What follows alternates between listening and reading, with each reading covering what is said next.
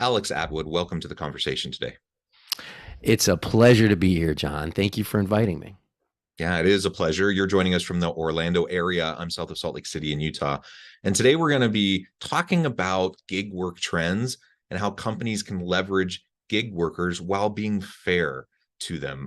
This is something I feel rather strongly about.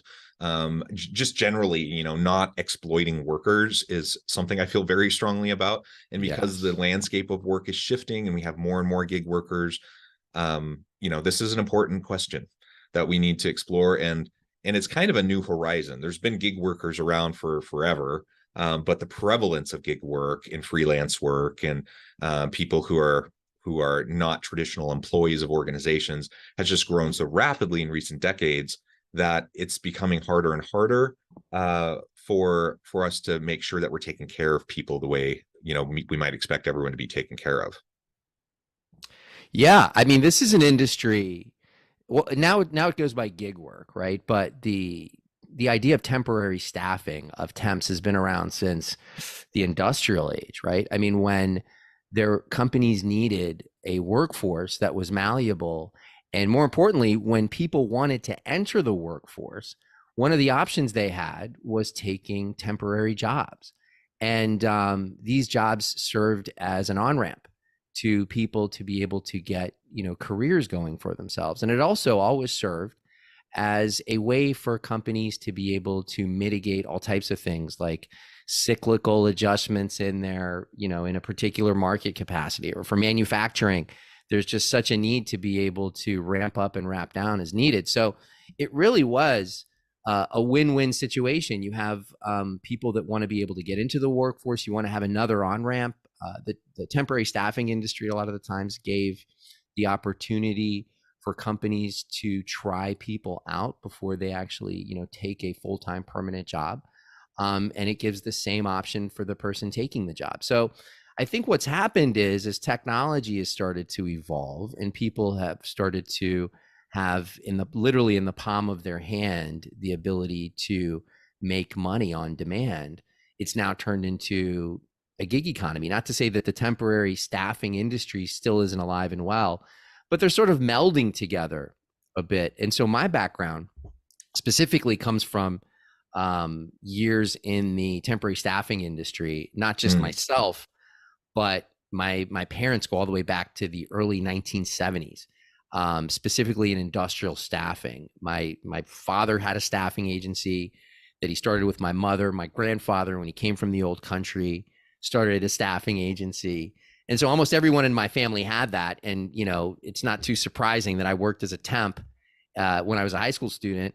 And so I was pretty familiar with, what it meant to take temporary or gig jobs before there was, really before there was an internet, right? I mean, I'm really dating Mm. myself now, but I have a familiarity to the value of this type of work that I think now has just become more prevalent. It's now the gig economy. And now, you don't necessarily need to go to an interview. You don't necessarily need to do any of that. You need a phone. You may need a car, maybe not. And really just the ability to show up and put forth your best effort. And you could, essentially become your own business. And that's quite different than how things used to be. But at the same time, the value is still there. So when you ask, how do companies, how valuable is the gig economy, and how do we ensure that people who are working in this particular economy as sort of temporary workforce, how do we ensure that they're treated fairly? Well, I'll say we ensure that in the same way that we ensure that all people that work are treated fairly. As company leaders, how do we treat our vendors fairly, right? How do we Yeah. treat those contractors that have worked for us for years fairly, whether they're in IT or whether they're in hardware, whatever. Really, empathy and human communication, treating others fairly, both through compensation and all of that. That sort of whole ecosystem, I don't think just lies with employee-employer relationship. I think now, especially when you have a gig economy, it permeates everywhere throughout your business. Yeah, I think so. And it's really the underlying philosophy about how you're going to treat people and Yeah. stakeholders in your organization. So whether they're a traditional employee, whether, like you said, like a supplier, a freelancer, a gig worker, contract worker, whatever, right? Whatever category you put them into, do you have an underlying philosophy that you're going to treat people with dignity and respect, that you're going to treat them fairly, that you're going to value your human capital and the human assets of the organization? And that's an important question. And I think, one of the reasons why organizations have really leaned into gig work, just like workers have, like, millennial and Gen Z individuals are disproportionately, more so than other earlier generations, opting for gig work. They like the flexibility, they like the autonomy and all of that. So certainly from the worker side, there's some pull that direction, but from the employer side, there's definitely pull that direction because they save on benefits costs and some of the other things associated with having people who are traditional employees of the organization. And so if you're starting from a place of how do we save labor costs, in part we do that by having more part-time employees, we have more freelance or contract employees or contract workers rather, so that we can cut back on certain costs.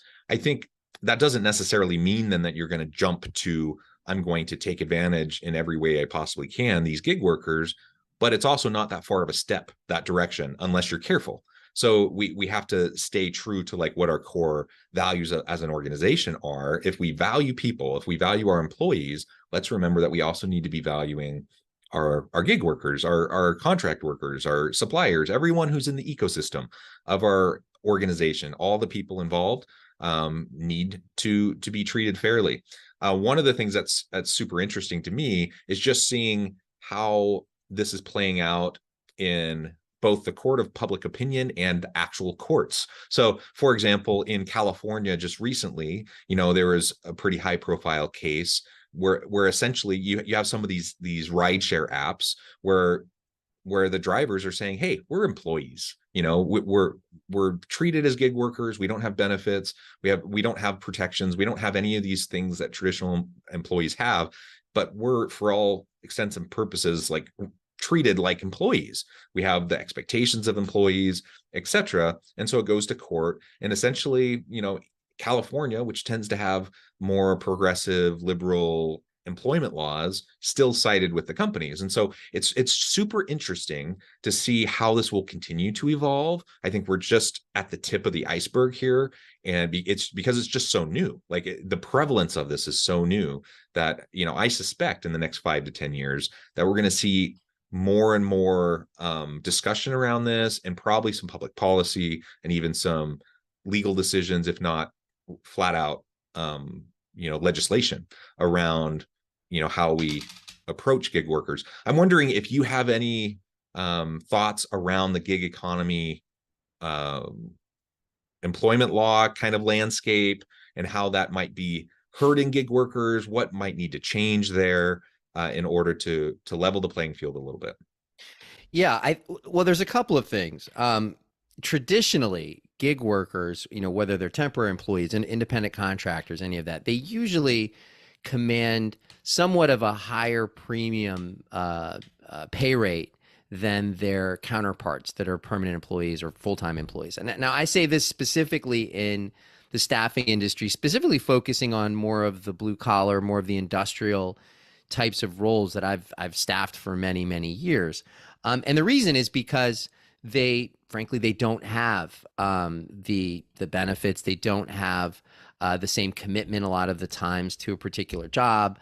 They're there to they have the skills necessary for that particular role. They're there to execute that role, and they may do it for as short as a day or as long as a month or so, and then they move on. So the idea is that while they may not enjoy the same benefits as maybe a counterpart that is a full-time employee working there, they are enjoying somewhat of a higher rate, somewhat of a higher pay rate. So what happens with that, to sort of address one of the points you just made, is a lot of the times, and I don't see it as much anymore, but it used to be so prevalent back in the early 2000s, and frankly, as little as 5 years ago, as little as behind the pandemic, that when temporary employees would come in, when gig workers would come in, whether it's project-based, whether it's based on some sort of cyclical, seasonal need, they were treated as like cattle, honestly. Yeah. And a lot of the times, hey, they're temps, you don't have to treat them any certain way, cut them early. Hey, they're really expensive.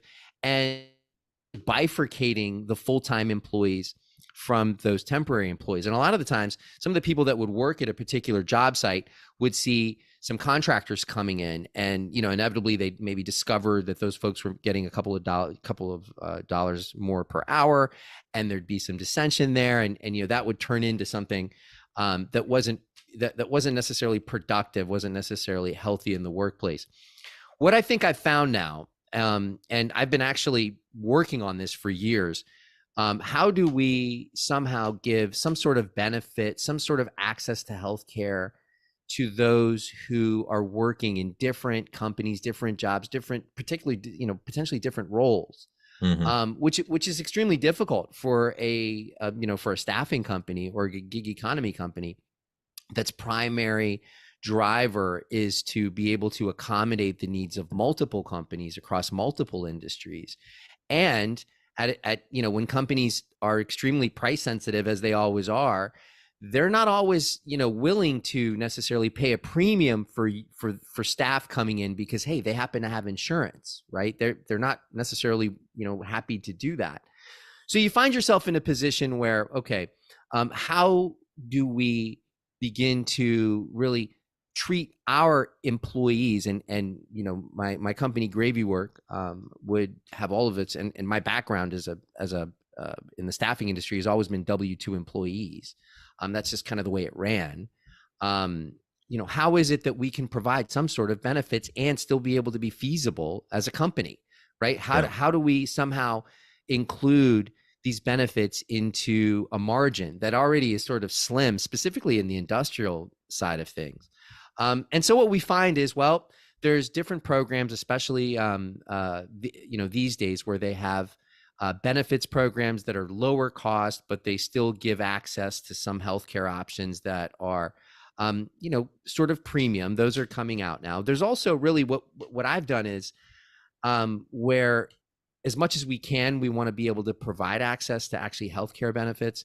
What I've done is always provided access to other sorts of benefits. So whether it's skills training, I founded something called the Hospitality Training Institute to be able to give government funded skills training, to be able to up-level people, not in just their technical skills, but soft skills. It could be anything from, being able to be an, empathetic listener, being able to improve on their English, ESL, things like that, to where, okay, it's something that is absolutely a win-win. People are learning to be able to earn more for themselves, provide a better living for themselves and their family. And hey, how can we just kind of continue to take care of them, in times of need? How can we form a community around our workforce, even though they're gig workers? And for me specifically, that doesn't just translate to a group of potentially transient workers. It should absolutely translate to a more permanent, stable workforce. Like, how do you build a community within your teams? How do you do that?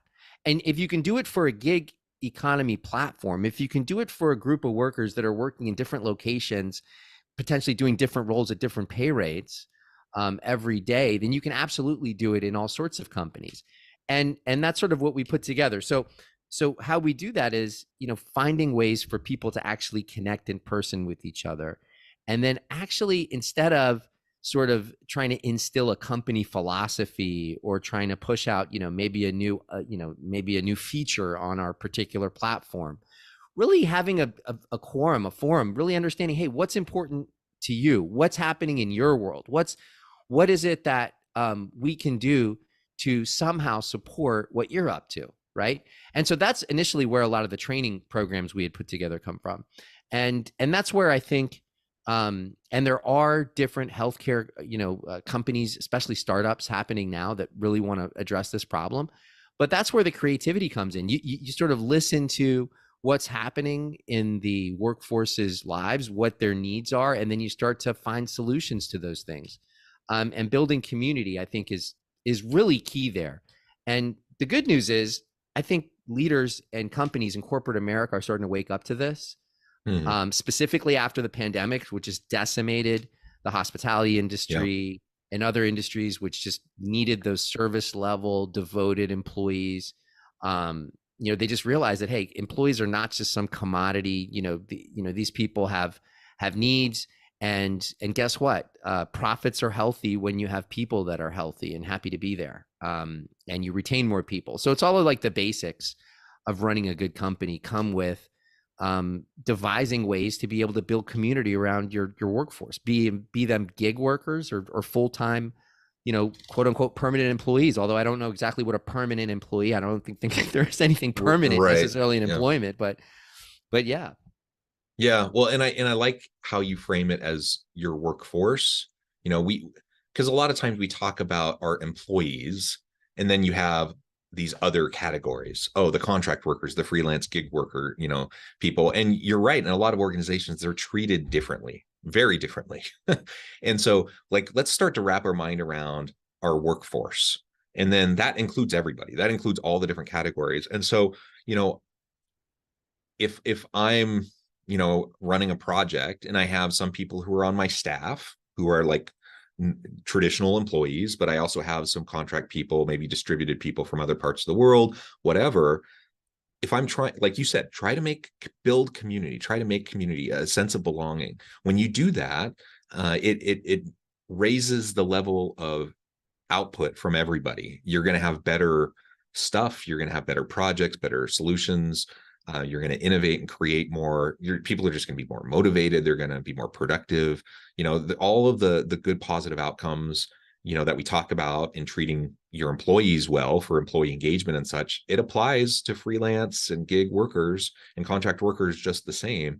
And a lot of times it is those contingent workers that feel totally disconnected from the organization. And so then you're dealing as a manager, as a leader, if you're not fostering that community, you're going to be dealing with trying to get production out of people that don't feel any real commitment, investment, or loyalty to what you're trying to do.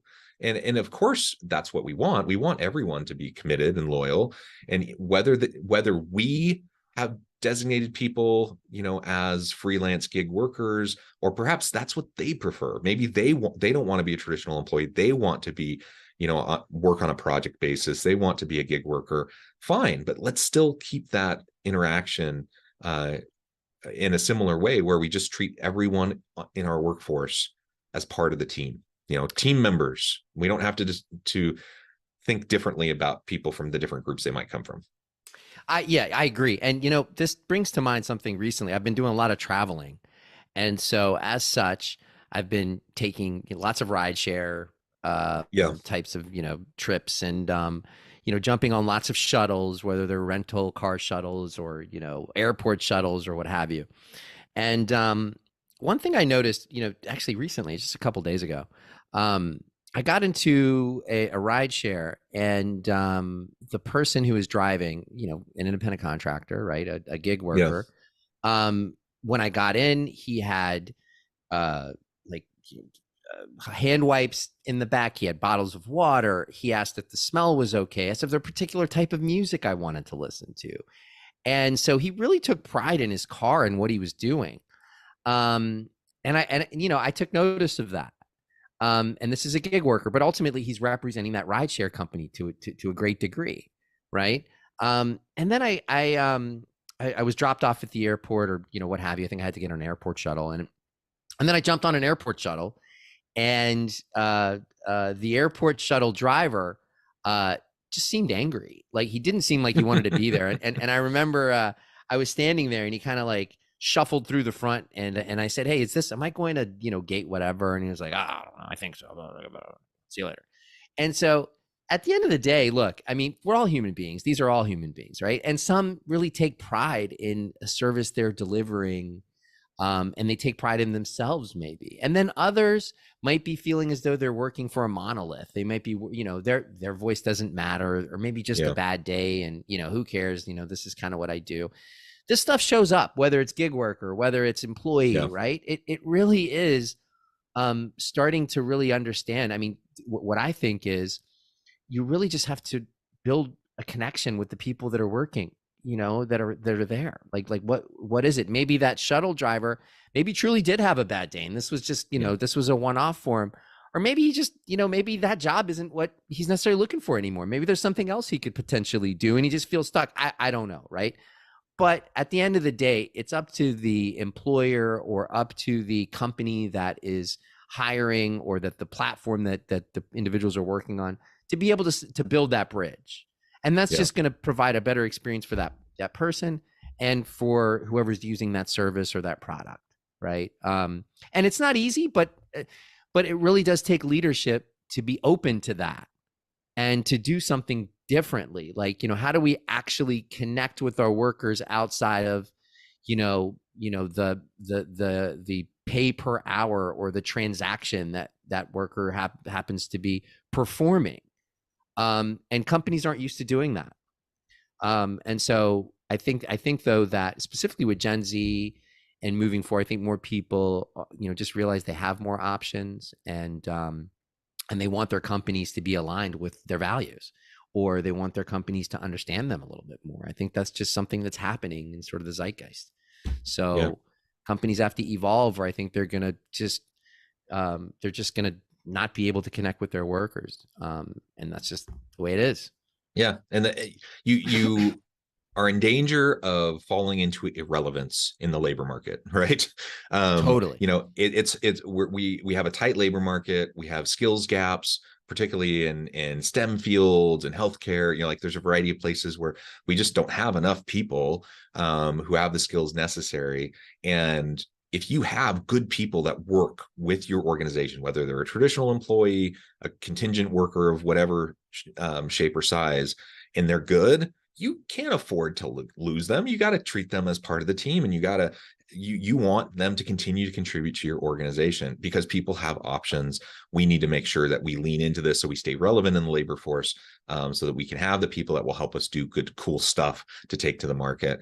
And ultimately, coming back to where we started, I mean, just treating everyone with dignity and respect, treating people fairly. If that's a core value, and I do believe most leaders, most organizations, espouse that, at least as an aspirational goal, that they want to do that. And so if we truly believe that, let's just remember that that does extend to the contingent workforce, those people that work with us, for us, maybe on a project basis as gig workers, that we still need to make sure that we're treating them well also. Yeah. Alex, I agree. yeah, great. It has been a real pleasure. I know the time and I need to let you go. But before we wrap things up for today, I just wanted to give you a chance to share with the audience how they can connect with you, find out more about your work, your team, and then give us the final word on the topic for today. Yeah, absolutely. So to connect with me, you can. Well, my name is Alex Atwood. You can search my name. My website's alexatwood.co. So that's ALEXAT1TWOOD.co. And this was an excellent conversation today. I think one thing I'd like to sort of leave with is, specifically for leaders, ask your employees or your gig workers, your team members, how they'd like to be supported, rather than making assumptions. I think a lot of the times leaders assume what their team members need. And I think that's, you're missing a lot there. It's actually kind of missing the point. Reach Yeah. out to your team members, understand what's happening, openly discuss, and then that will then shed light on how you can better support your teams, because ultimately that's the key. Learn how to listen and have voices be heard. Love it. Alex, thank you so much. It's been a pleasure. I You encourage the got it. audience to reach out, get connected, find out more about what Alex can do for you. And as always, I hope everyone can stay healthy and safe, that you can find meaning and purpose at work each and every day. And I hope you all have a great